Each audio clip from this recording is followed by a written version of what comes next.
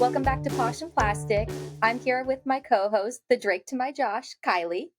Hey guys, welcome back. How's everyone doing? Jumbo.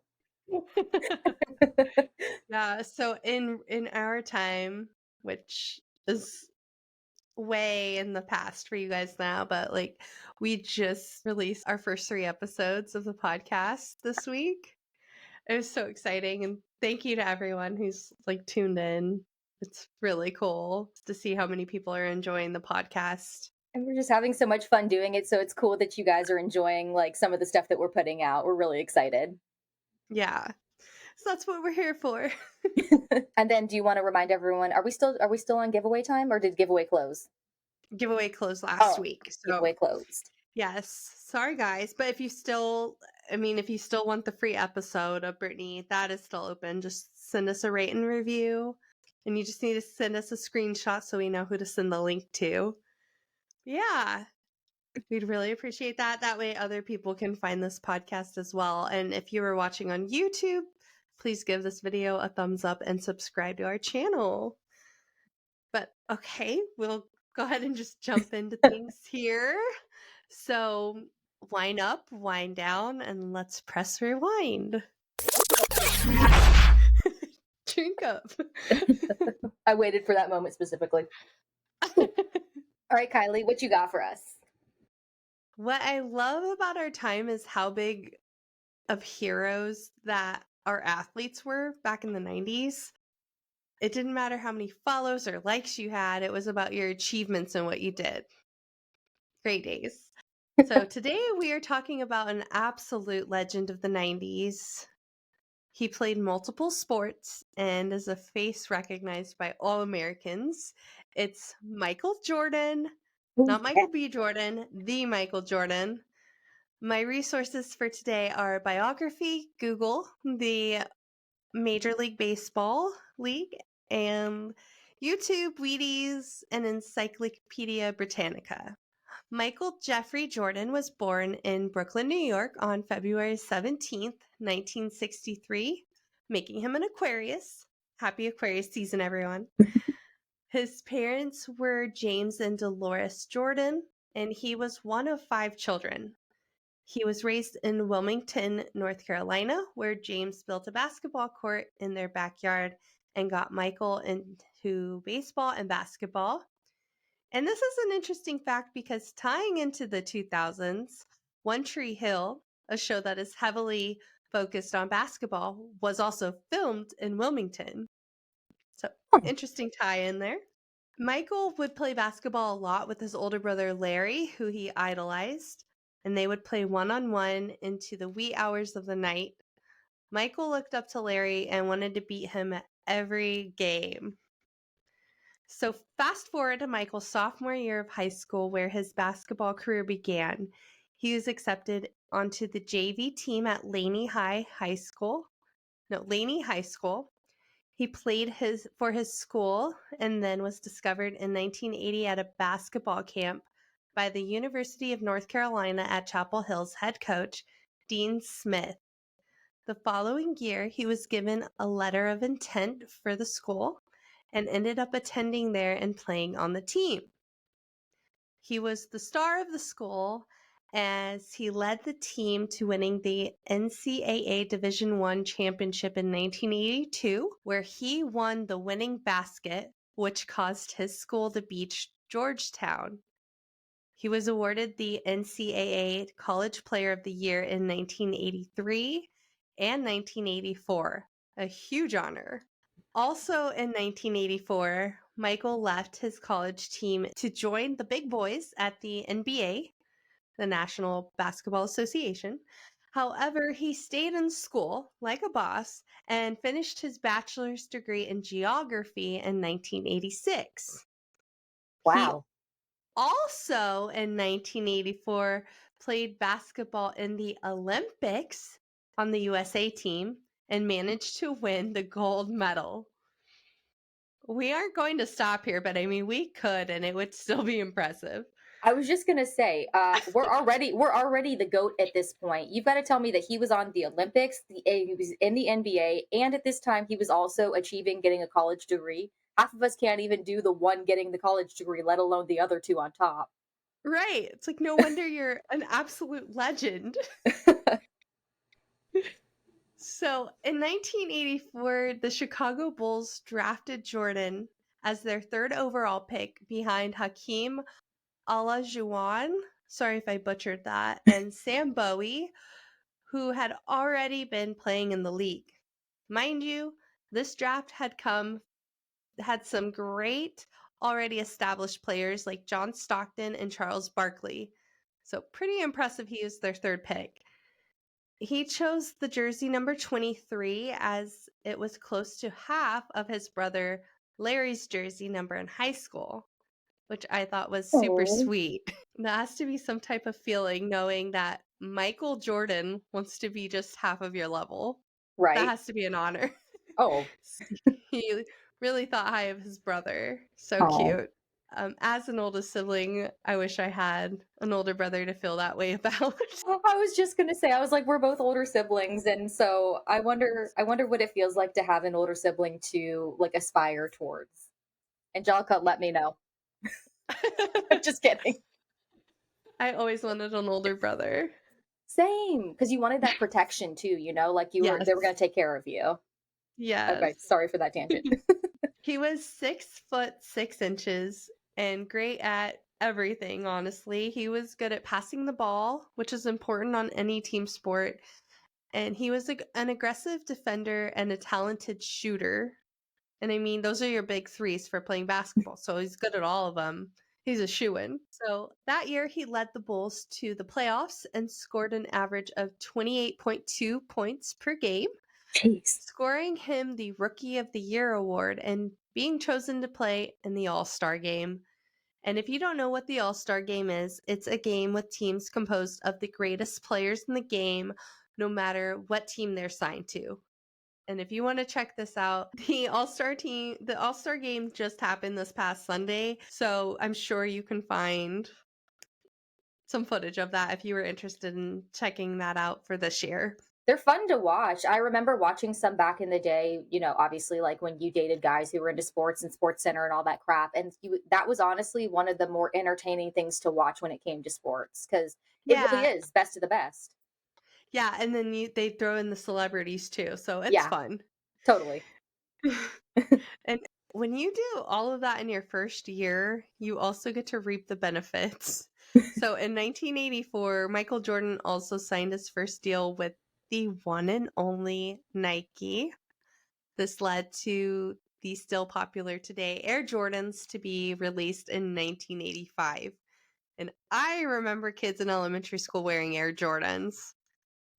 I grew up in the Payless shoes, so for a while I had no idea what they were talking about, but I knew they were cool for having those shoes. And then we got the Shaq shoes at Payless, if you remember those. Oh, yeah. Which now they carry those at Walmart, fun fact. Oh, poor guy. Yeah, I've seen them there. But back to Air Jordan. In this deal with Nike, they granted him 25% of the royalties for the line, which is insanely good for a deal like that. Air Jordan has since branched out beyond sneakers and now have other apparel available. For reference on how successful the Air Jordan name is, it brought in 2.9 billion with a B dollars for 2018 alone. Wow. And Homeboy's getting 25% of those royalties. You do the Oh math. my God. Clap, clap, clap on that deal. Yes. And this is just the first of many business ventures in Michael Jordan's career.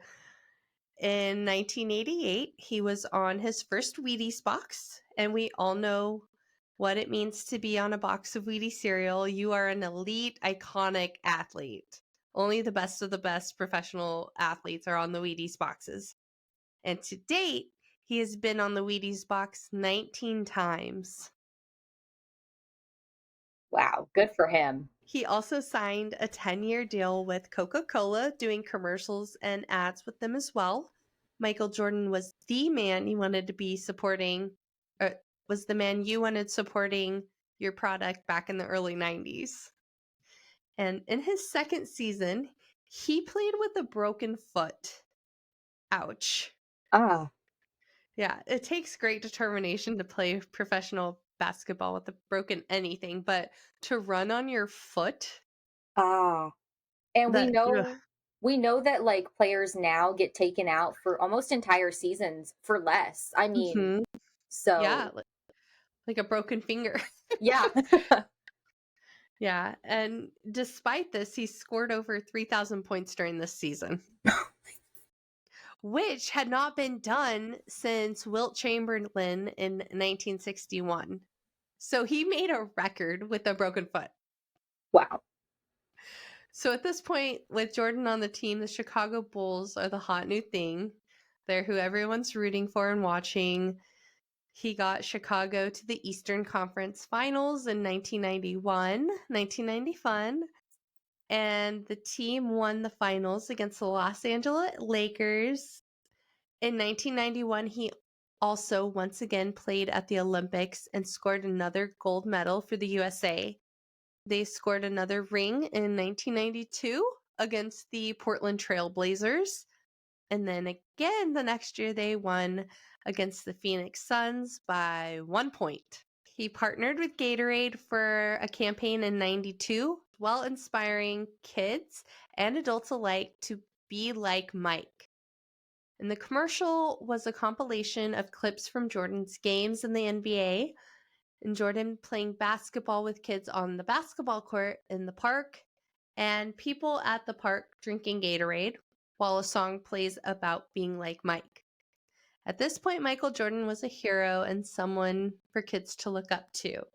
1993 was a point of change for Michael, though, as his father was murdered, and this definitely took a hit on him.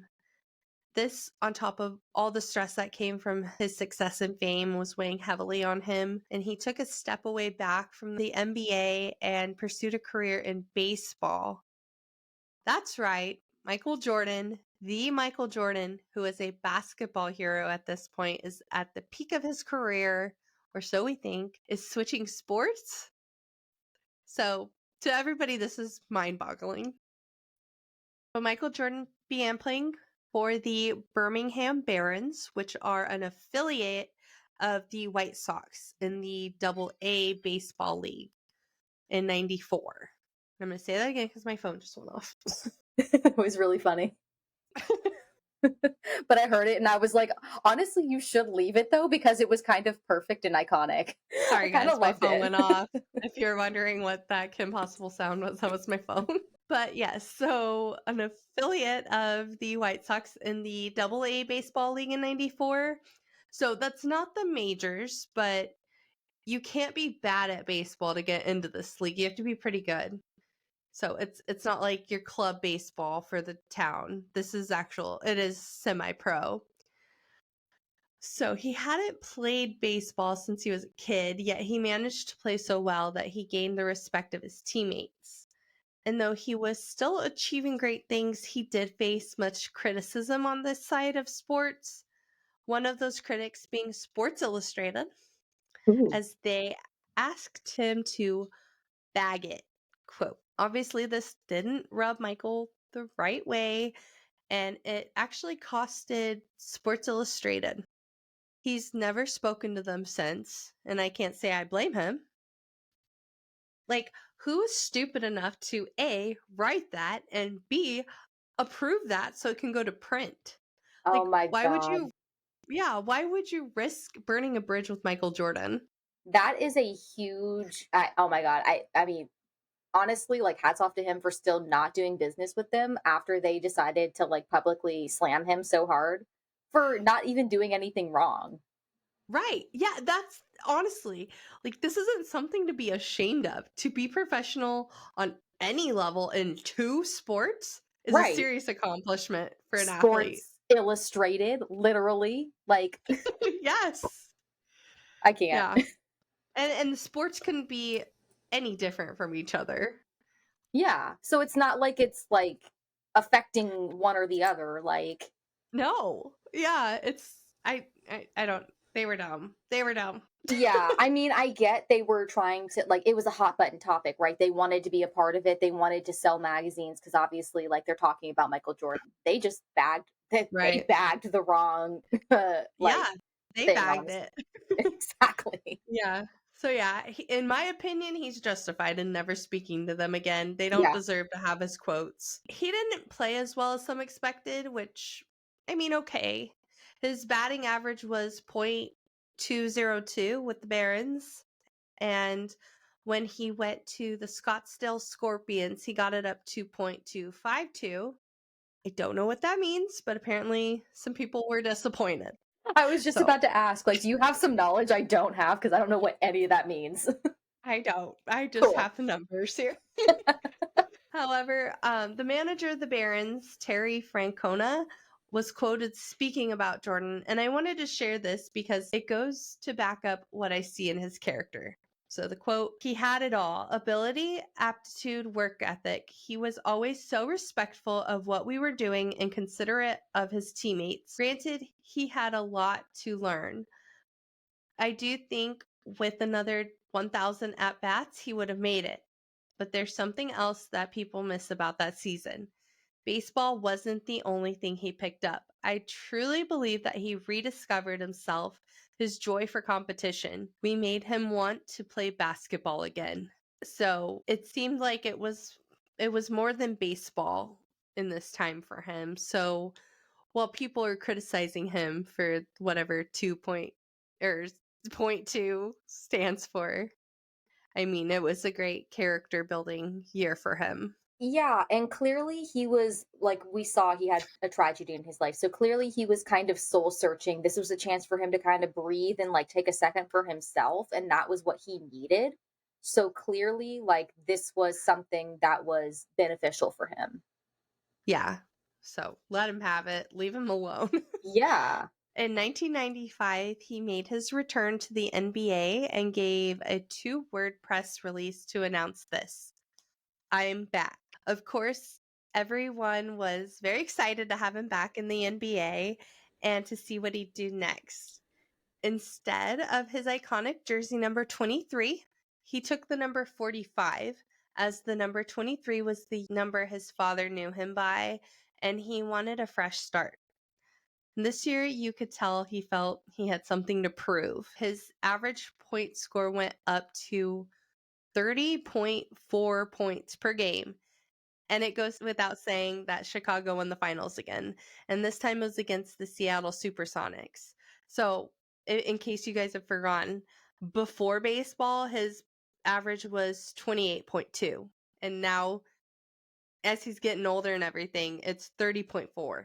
He's gotten better. Wow. So yeah, clearly going and doing what he did in the NBA didn't slow him down at all. So I don't even know what the criticism was for. He actually got better. Yeah, I think playing baseball helped him fall in love with basketball again. Totally. Yeah, that was his transformation mentally and physically for himself. He needed it. Yeah, definitely.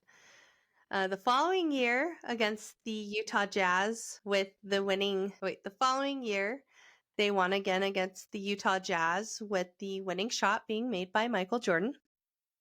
In 1996, he also got a start in his acting career, which is where most of us 90 kids know Michael Jordan from, or got to know him even better. So, Space Jam was a phenomenon as it combined animation with live action in this unique film starring not only Michael Jordan, but also the Looney Tunes. And we will have to do another deep dive on this movie, so it's going to have its own episode later. But this Yes. was a huge mark in Jordan's career as it introduced him to a new generation, and it went beyond sports, but it also introduced sports to a lot of us kids. Yes. It Oh my god. it was a great. We're gonna cover that movie That's what for I'm saying. sure. I'm not going to give any opinions right now. Just know that it's good. I love it. Yes.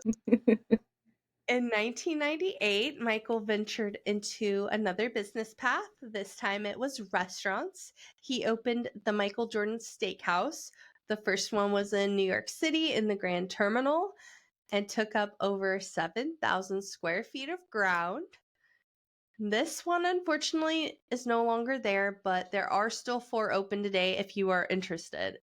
One is in Chicago, one is in Oak Brook, Illinois, one is in the Mohegan Sun Casino in Uncasville, Connecticut.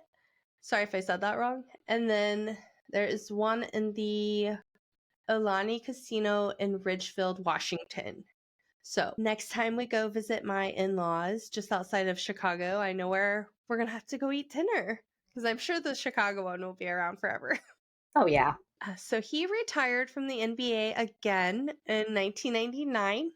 And over the time of his career, he won 6 champion rings in 91, 92, 93, 96, and 97, and 98.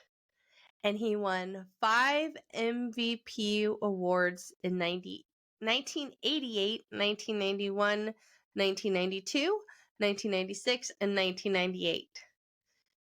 After retiring, he bought the Washington Wizards in 2000. Then he caught the bug again, and he decided to come out of retirement. He traded title of owner for player again, and he played for the Washington Wizards for one last season. And in 2003, he retired from basketball for good. So here are some stats on his basketball career overall. He scored 32,292 points with a 30.12 point average per game his entire career, which is the best in history. He also has the second most ever steals in the league. In 1996, after the Space Jam sensation, the NBA named Michael Jordan one of the 50 greatest players of all time. In 2009, he was inducted into the Naismith Memorial Basketball Hall of Fame. He said this was a bittersweet moment because it really nails the coffin in at the end of your career. So although his time as an athlete is over, he is still around and continues to succeed as his legacy goes on. In 2002, a movie inspired by Jordan was created titled Like Mike. And this movie starred a young rapper, Lil Bow Wow, who played a young kid who happened to get his hands on a used pair of shoes that happened to belong to Michael Jordan. And when he put the shoes on, he would play like Mike. Michael Jordan's business ventures continue to this day as well. He is well known for his campaigns with Hanes. And today he is part owner of the Charlotte Hornets. And he's bounced from minority to majority owner and back to minority. He also owns a team in NASCAR, and on his team is the first black race car driver. Michael Jordan has been making history since the 80s, soared through the 90s, and continues to make history today. And that is what I have on Michael Jordan. Oh my gosh. That was so good. Honestly, like I knew he was a legend, but it's really cool to hear like it all kind of laid out for you to see how it played out because you don't realize how like in the short span of time he did so many things. Right. Yeah. I mean, they say Beyonce has the same 24 hours in a day, but let's change that. Mike has the same 24 hours in a day we all do. Literally, literally though. Like to play pro ball and to get a degree and to go play all stars all in the same year and the Olympics. Right? Like I barely like struggle like I struggle getting out of bed on a Monday morning to go to work and he's like doing 5 things already. I Yeah, can't. incredible. Incredible guy. So, what do you have for us in the world of the 2000s? Okay. So today I'm going to talk about the brand Victoria's Secret. So I know there's a lot of controversy that surrounds the owner of the brand and the brand itself, especially since like 2019. I'm going to do my best to keep it light, bright, and beautiful, but obviously we'll have to touch on some topics that maybe aren't so light and bright. But like because we don't want to be naive about what's going on. But I probably won't go into much detail because a lot of it's actually pretty dark. I will give some places if you want more information where you can kind of go. But my sources today are Wikipedia, duh, Business Insider, Zippia.com, Victoria's Secret and Co.com, and then the docuseries from Hulu, which is Victoria's Secret Angels and Demons. So we'll start with the history of the brand. From the Victoria's Secret website, I wanted to give a little synopsis on Victoria's Secret as a brand and what they consider to be Victoria's Secret. And so, yeah, this is a little synopsis on Victoria's Secret from the actual website and how they kind of view the brand themselves.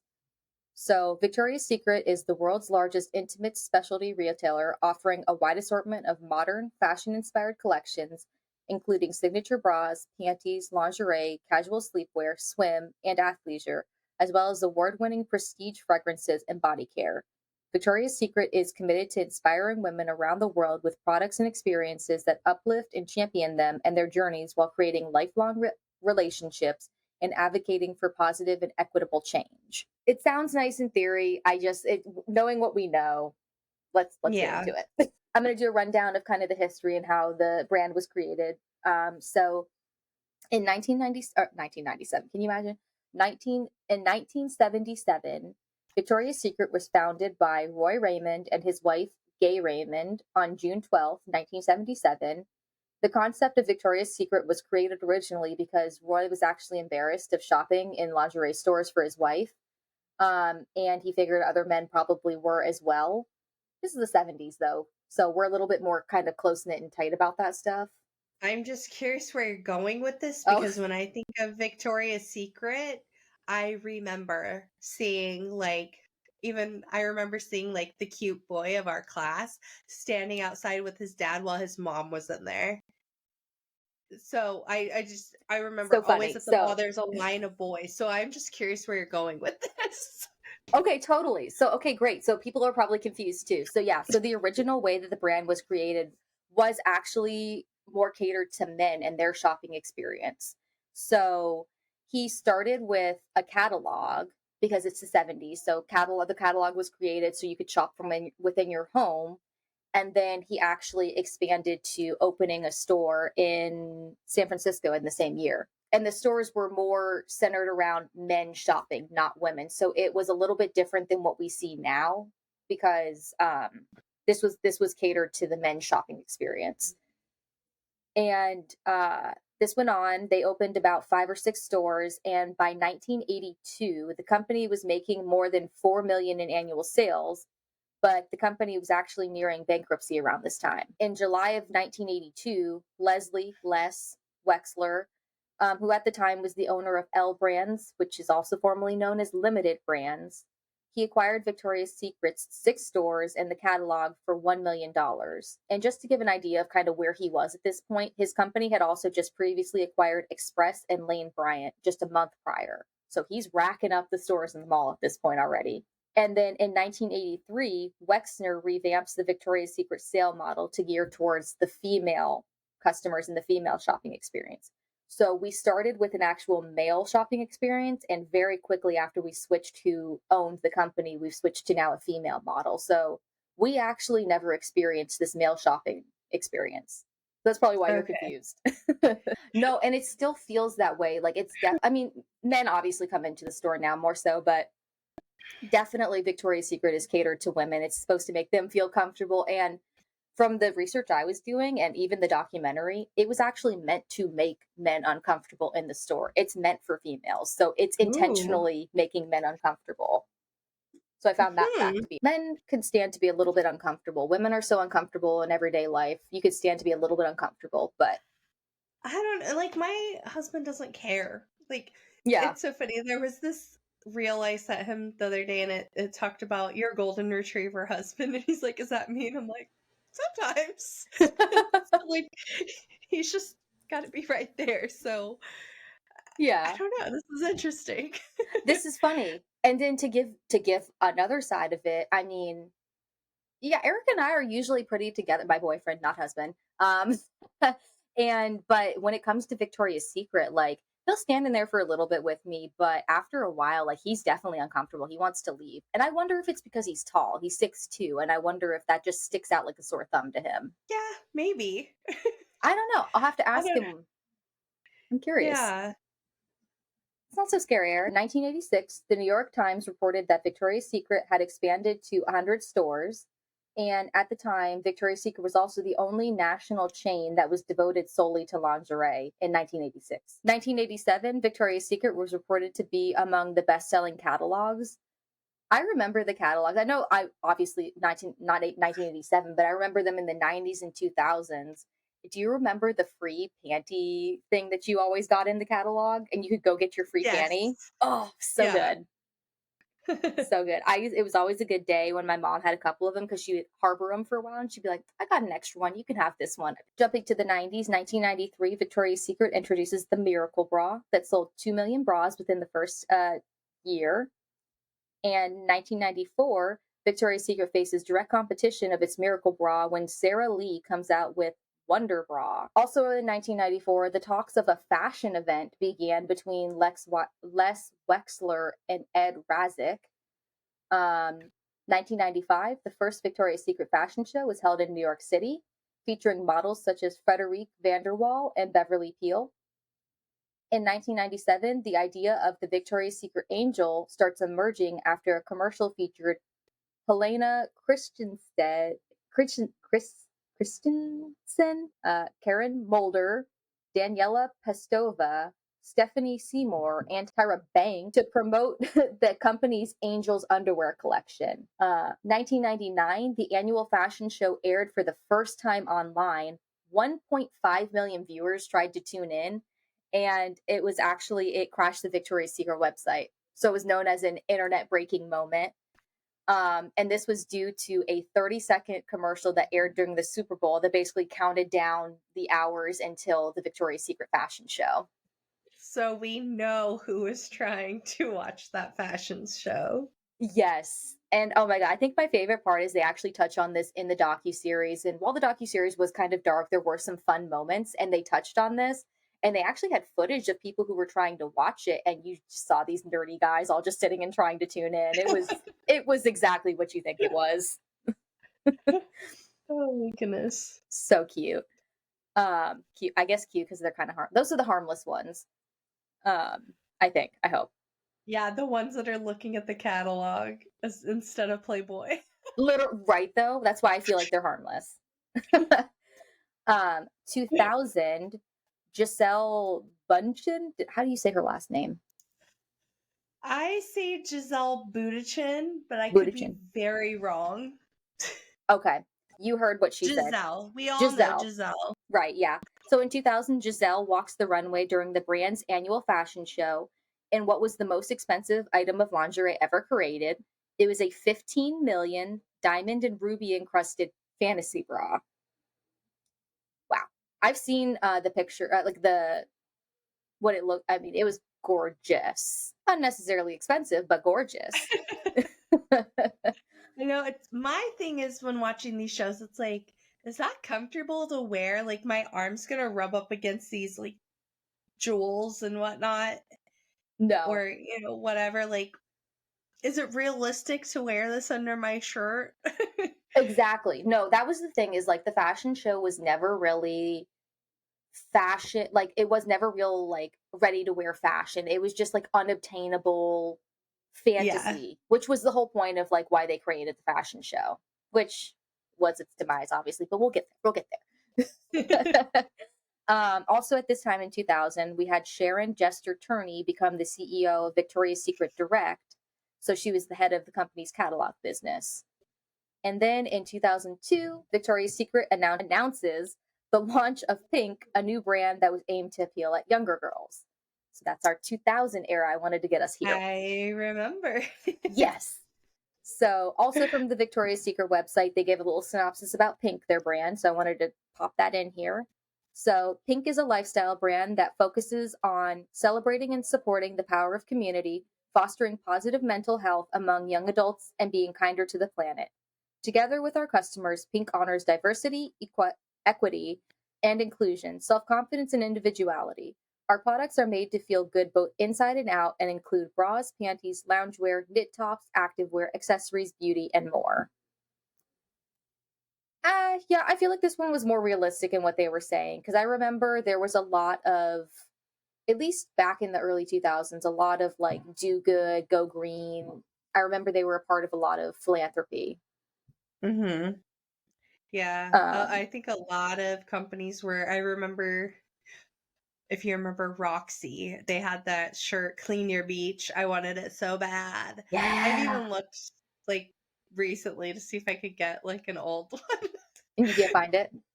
No, but Oh, I'm sure it's like a cheapy, terrible quality t-shirt, but okay. So on October 16th, 2002, Victoria's Secret announces the launch of Pink. This product line was originally aimed towards tween girls aged 10 to 12, but soon evolved to its official target demographic of teen girls and college aged women. Something just feels weird about the tween. Like, teen is okay to yeah, me, but I don't like the tween. when you said 10 to 12, I'm like, I what? Yeah, totally turned me off. I was like, that's too young to I be was pulling getting my people. underwear at Target. That's what I'm saying. I was like, who's taking a 10-year-old to go buy expensive Victoria's Secret underwear? Yeah. As I stated earlier, the Pink brand sells underwear, swimsuits, loungewear, sleepwear, beauty products, and accessories. The brand's products first started appearing in select stores around late 2003, and by July of 2004, there was a full chain wide rollout, and Pink was officially everywhere. The brand's main competitors include Abercrombie and Fitch and Aerie by American Eagle, as they both hold a part of the lingerie market for young demographics. So Pink introduced a college line that focused on brand recognition through public university athletics, and this line was started in 2008 under the leadership of Richard Dent. The college line was promoted through college tours, which, from what I remember, were basically like pop up shops, and then they Yeah. featured entertainment. One of them being, for example, I guess one of the most prominent ones was at the University of Nevada, Las Vegas, and Iggy Azalea performed. That's pretty badass. What a throwback, Iggy Azalea. She was big when you and I lived together. Yes. That was like Cause fancy and I everything, right? Yeah, because I think it had to been the Grammys, and Yeah. I remember her performing on the TV in our apartment. My gosh. I remember. But no, I remember the college line, and I want to say that they came to my college, but I almost want to feel like I placed them there because we had so many things come to our student union area, like Yeah. to promote for colleges, um, that I can't remember. But I will say I was fortunate enough. The university I did go to was a part of the college line, so I was able to buy the college stuff. I don't have it anymore though, which I'm so disappointed by. I got rid of it. But I remember that being big. And then after the success of the collegiate line, they expanded to NFL and NBA, MLB teams as well. So they expanded out beyond just college. And Pink is still a widely popular part of Victoria's Secret brand, as we all know.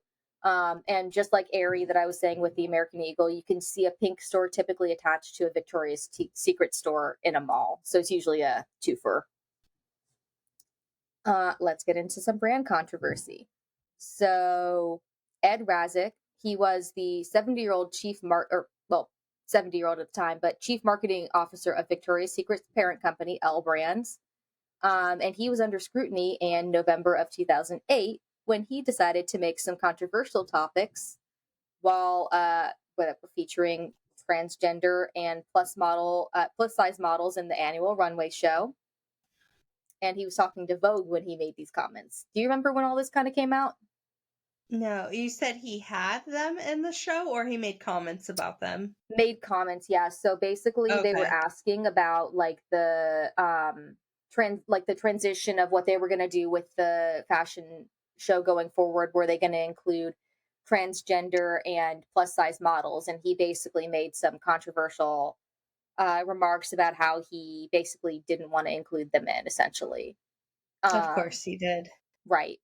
And his comments obviously pissed a lot of people off, and people demanded his resignation. I'm sorry to burst everyone's bubble, but he did not resign. He basically just came out with a formal apology.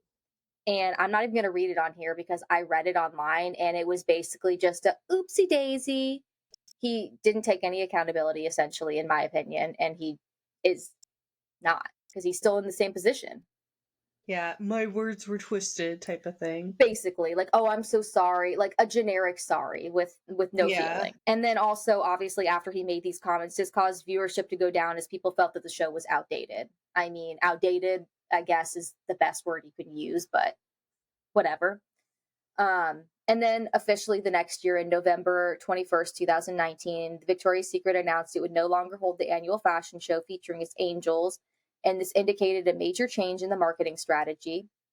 At this time, CFO Stuart Bergdorfer told analysts that the fashion show didn't have a big impact on boosting sales of the brand. I feel like we're not being honest here. Ed Radzik's comments were clearly what was happening to like what was causing controversy, and the brand was clearly so out of touch at this point that the fashion shows weren't going to do anything to boost sales. There was no correlation to like the fantasy was so beyond, Hmm. like it was out of touch for people in my opinion. And then to touch on some of the docu-series points of the Hulu special, I will just go ahead and say I found it really informative. It was an interesting three-part series on Hulu.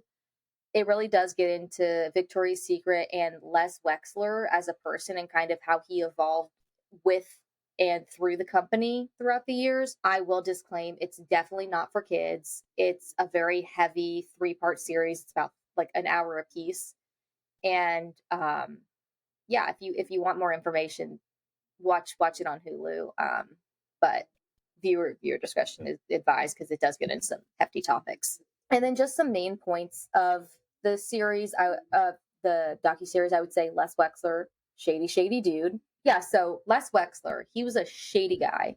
I just want to give a quote that was from an earlier interview that he did. He didn't comment on this actual docu series. They used a lot of interviews that he had done prior, but he didn't want to comment on this docu series, which I don't know why he would want to.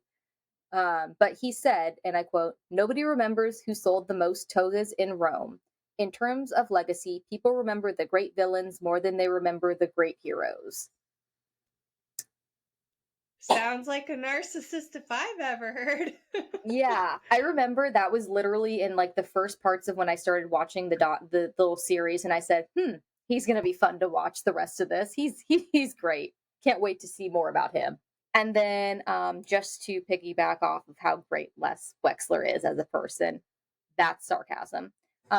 He had a very intertwined relationship with Jeffrey Epstein. I'm not going to go into detail about the whole Epstein stuff. If you want to know, do your own research because it's heavy, it's messy, and it's too dark We're to in, to go. yeah, we're in Posh and Plastic here. We keep Thank it you. light, bright, and beautiful. Thank you. So yeah, so he was intertwined with that. And Wexler maintains that Epstein was his financial manager and power of attorney, but that he had no knowledge of his illegal acts that he was indicted on. It's obviously, in my opinion, clear that that's not true, but I'll leave it at that because we don't need to get into it.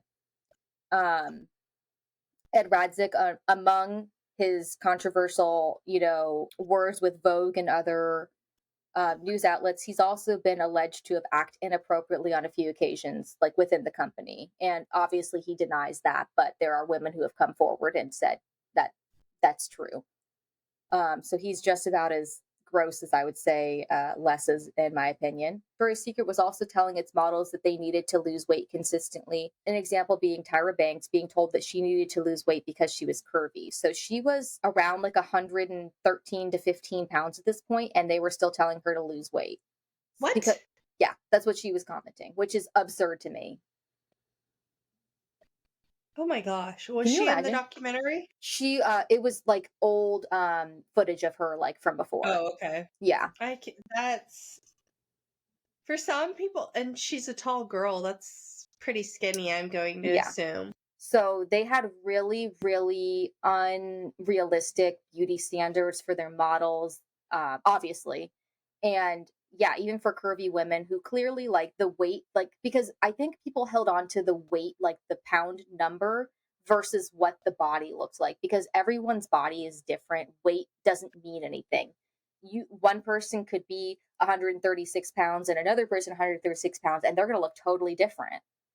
Mhm. So it's just mind boggling to me.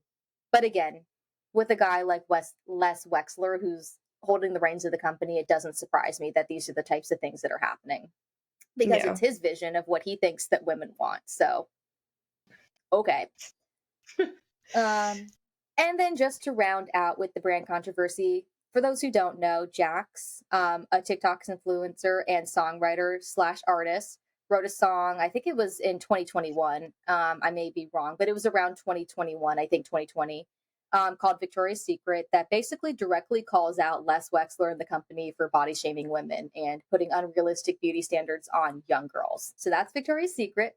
Alexa, play Victoria's Secret by Jax. Tried to keep that as light, bright, and beautiful as possible, but like we said, there was some obviously stuff that was going on behind the scenes that's come to light in the last few years. Yeah. Well, thank you. I think you did a good job, and Thanks. especially keeping it light and bright because, yeah, there's some dark sides to that. Yeah, I really wanted to keep it away from Posh and Plastic. I don't think it holds any value here. We touched on it. We know that it exists. And I think if anyone wants more information, we've got all the sources for where I did my research that they're fully welcome to use. Yeah. Thank you. I think too, like, there is some dark, but also, like, for me, Victoria's Secret had some good memories. And actually, on our website, you can see a photo of Yeah. me in front of the pink store. I put it on our website because it's from back in the Yeah. day, and that's like my then photo. And I'm wearing my like homemade senior shirt. So go check that out. I'll put it on our Cute. Instagram too. But I I think, yeah, Victoria's Secret was kind of the first brand, if you will, that I could afford Mhm.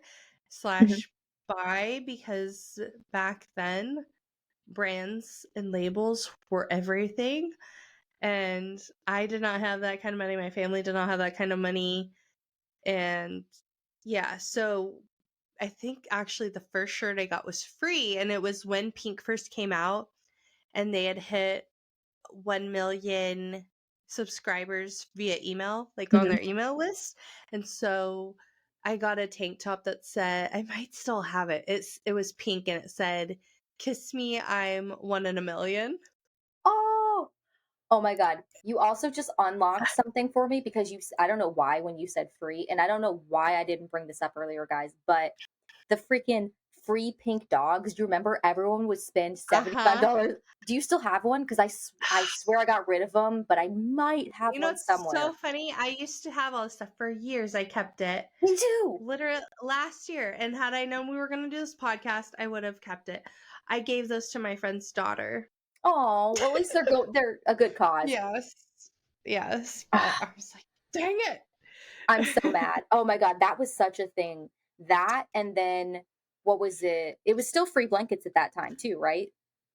Yes. I always went for the free totes though. Oh, that's what it was, the totes. Thank you. I was like, it's not just the blankets. No, the totes were everywhere. I actually still have one. Yes. I think I kept one because I am like a minimalist, but I think I kept one because they were great. They're like good beach bags, or Yep. I would take them for school to hold my books and stuff. Oh my God. No, I didn't use those for school. The ones I went and got were the Abercrombie and Hollister ones.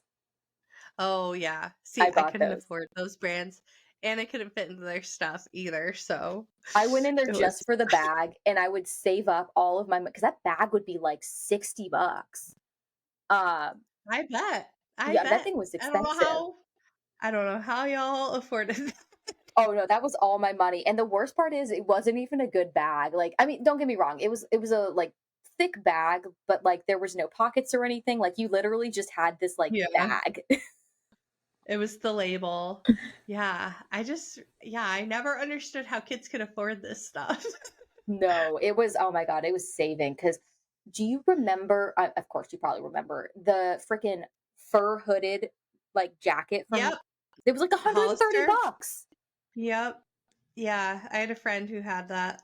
Same. And it was cropped too. Oh my god, to have that now would be so in style, little cropped little oh my god. I'm dying. Yep. I'm kicking myself at all the stuff I wore to like all my Hollister like what do you call it? Hollister and Aeropostale polos. Why couldn't I I'm like Oh my god, the polos. So I didn't have those brands, but my mom worked at the Levi's store, and so they had collared t-shirts was what they were. They did not have any structure to their collars or anything, but they had the collars, and yes. I would layer those. I was just gonna say, oh my god, layer. I can't believe how much layering we did. I know the 4 layers with the camis under the shirts, or we got to the point where we were layering our collars and popping the undershirt over the other collar so it had a Yes. pop of color. No, I'm so excited. It's on my list to do questionable 2000s fashion. And then I wanted to segment out also questionable hair trends because I feel like they both deserve their own. You know, it's funny. They're all coming back. Just give it I time. Those know. trends will come back. I'm just waiting for the hair. The side bang, I'm The, waiting as if that comes back, I'm doing it. oh, I can't wait. Oh, I miss the side bang. My hair, I've officially parted Yeah, down the middle now. me That's my too, part. but I'm as soon as that side bang comes back, get me to a stylist. I'm doing it. I need to hide the receding hairline. Literally give me the Kristen slash Elsie hair. Yes. Like the choppy layers. Yes. The side bang, Oh, yeah. so good. And the thing was their hair was a little bit thinner than mine, and so when I would try to do the choppy layers, it wouldn't lay as good as theirs. Mine would like poof Yeah. out. It would be like this big like Well, we better wrap up here, but thank you all for joining. Again, if you wouldn't mind rating and reviewing the podcast, and if you send us a screenshot, we will send you the link to our bonus episode on Britney Spears. Otherwise, we will catch you next Throwback Thursday. Bye guys.